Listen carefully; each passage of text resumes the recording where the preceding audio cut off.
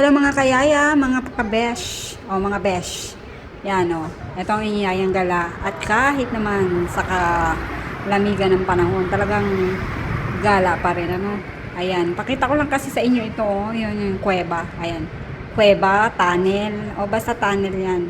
Tunnel yan nung dalawang bundok na bato na talaga namang nakakaagaw pansin talaga. Ang ganda kasi niya, kahit sa malayo ka pa lang, kita mo talaga siya para mag-asawang malaking batong bundok.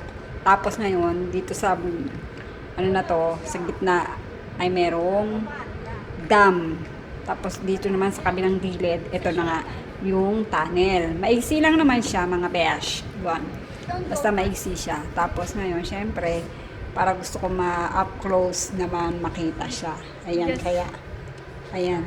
Sabi ko sa aking kasama, wait lang, babain natin. Gusto kong puntahan. Gusto kong makita ang maliit na tunnel na ito. Ayan. Ito yan sa, sabi niya is, Galo del, Porlo. Yun, Galo del Porlo. Kung hindi ako nagkakamali. Ayan, dito sa Italia.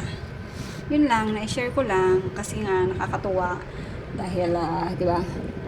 At least ngayon nasa nature naman tayo. Ganon. Ito yung banda na dam. Yan yung dam.